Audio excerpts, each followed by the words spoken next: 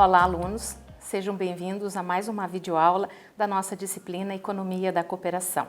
Para ampliar nossos conhecimentos sobre o sistema Cresol, interação solidária e cooperativismo. Para falar sobre esses temas, o nosso convidado de hoje é o Adriano Michelon, assessor institucional Cresol Baser, diretor financeiro Confesol e conselheiro FG-COP. Agradecemos pela sua disponibilidade de considerar essa entrevista, ampliar os conhecimentos dos nossos alunos e temos algumas questões que queremos abordar porque fazem parte dessa unidade da disciplina. As redes de colaboração solidária podem ser grandes aliadas da economia solidária. Poderia comentar alguma coisa a respeito? Obrigado, professora Sandra, novamente. Todo o sistema em rede ele é altamente favorável, altamente produtivo para que qualquer economia possa ser desenvolvida. Eu tive a oportunidade de conhecer a economia solidária, ela tem alguns alicerces que precisam ser considerados, né? Eu acredito que a economia solidária ela vai conseguir se estruturar no país, vai conseguir se fortalecer à medida que nós temos organizado um mercado solidário que consuma essa produção. Caso contrário, nós teremos dificuldade.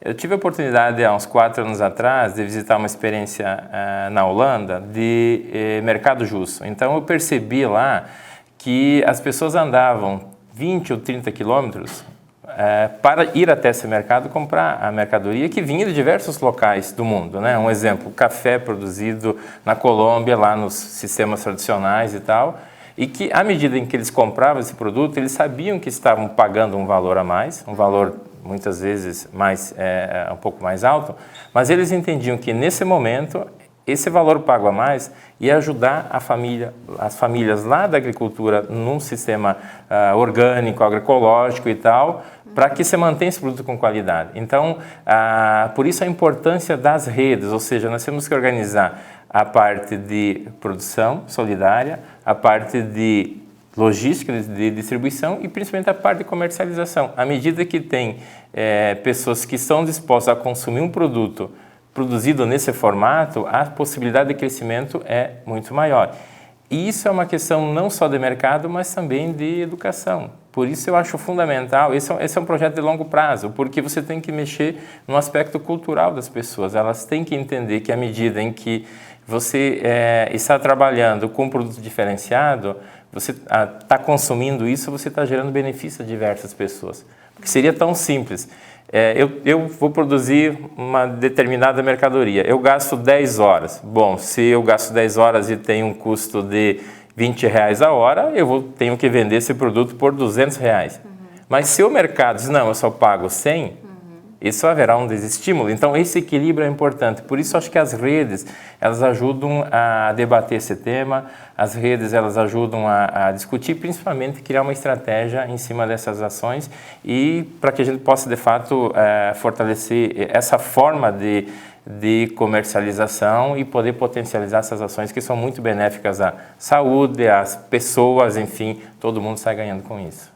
Por isso que nós precisamos fazer sempre a difusão das redes solidárias, ela faz parte dessa nossa disciplina, porque as pessoas precisam conhecer toda essa cadeia de produção, participarem, saberem de onde que vêm os produtos. Nós precisamos conhecer e participar desse processo, porque como você citou esse exemplo da Holanda, existem várias outras atividades, exemplos aqui no Brasil também, mas que às vezes não conseguem um canal de comercialização efetivo, porque as pessoas não participam, não querem às vezes pagar R$3 a mais ou R$4 a mais, mas ele não vê que ele está diretamente beneficiando a comunidade, algum produtor. Então nós precisamos rever bastante os nossos conceitos, senão nós nunca vamos sair desse lugar comum e esse capitalismo desenfreado que se encontra na nossa economia. E as pequenas comunidades, os pequenos produtores são muito importantes na nossa economia, fomentam muito a economia interna. Então a gente precisaria tomar mais cuidado na hora de adquirir os nossos produtos, ver a procedência e participar desse processo. Então vários autores que a gente até colocou na unidade discutem essa questão, que sem toda essa rede solidária nós não conseguimos alavancar o processo. Existe alguma ação no sistema Cressol que trate de consumo responsável? Sem dúvida.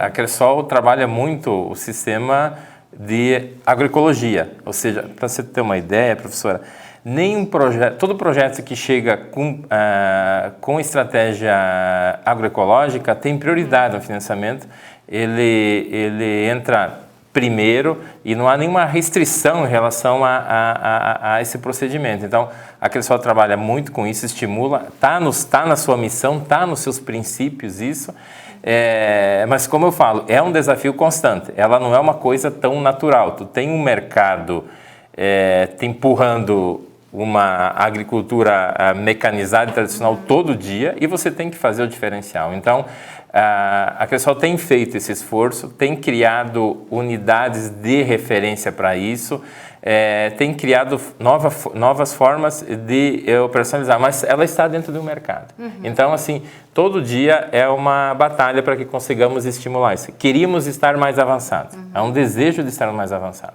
Acho que quando há pequenas iniciativas que a gente estimula uma produção mais agroecológica, que a gente estimula uma produção diferenciada, a gente trabalha muito, principalmente, financiamentos de frangos caipiras, outras formas de atuação. Então, isso está no bojo da Cressol, está na essência.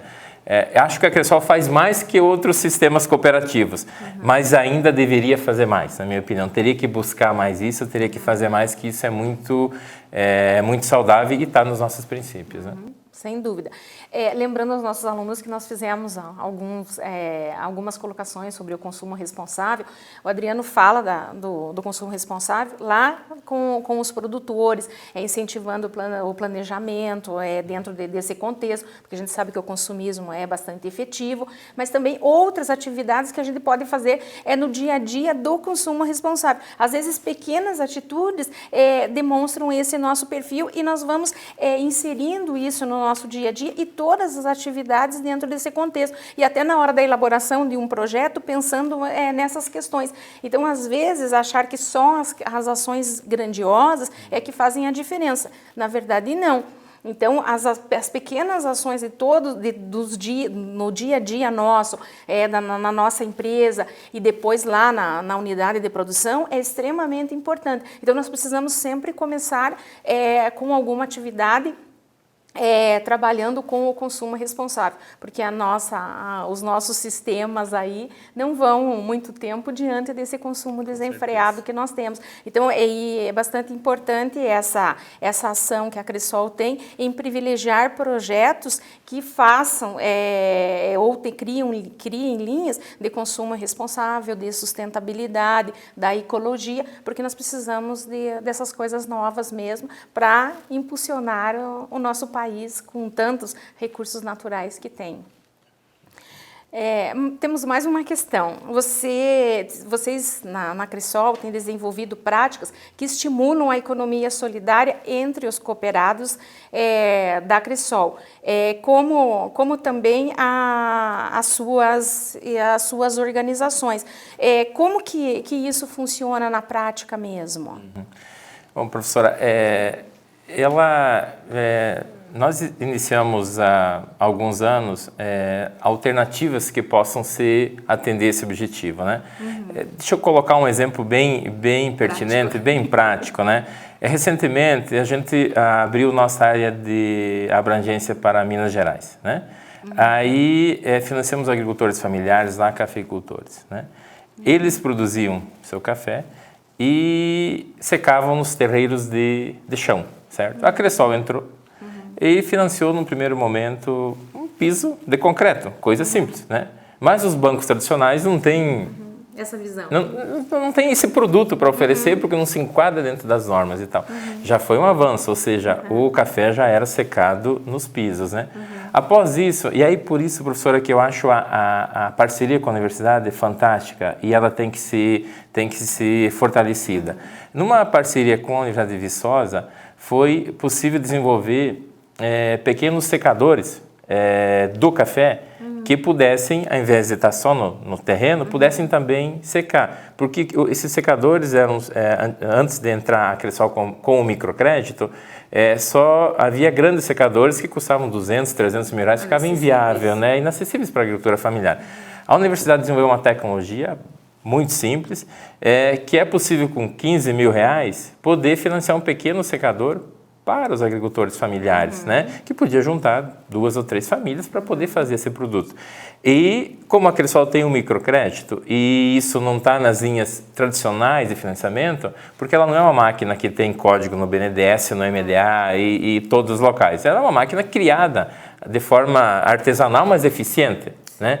E à medida em que a Cressol começou a financiar, estimulou isso, junto aos agricultores, o ganho de renda foi muito grande para eles, porque alguns deles, inclusive, em épocas de chuva, por exemplo, tinham que pegar o café e vender muitas vezes até verde por, sei lá, metade do preço para não perder tudo. Então, são pequenos movimentos que podem parecer pequenos, mas para quem está no campo, para quem depende daquilo, e essa é uma iniciativa, dão uma melhoria na rentabilidade enorme e um estímulo para que eles possam produzir mais.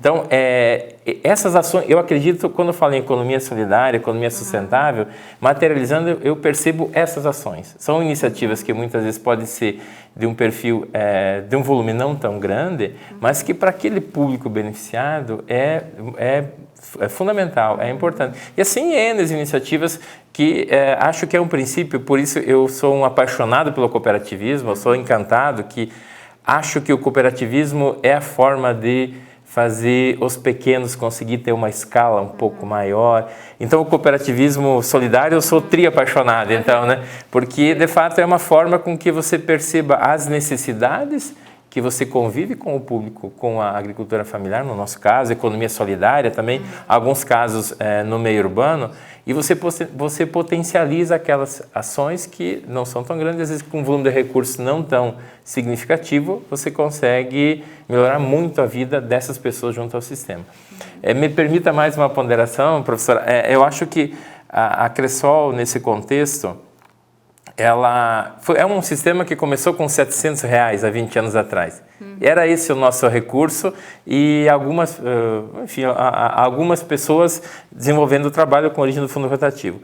É um sistema que rapidamente conseguiu atingir quase 2 bilhões de ativos em 20 anos. Então, um crescimento enorme e com uma participação muito grande dos seus dirigentes, dos seus colaboradores, tudo isso no processo de condução. Então, a gente conseguiu fazer com que essa rede solidária se fortalecesse e continuasse ainda atendendo aos objetivos iniciais, que é o público mais carente.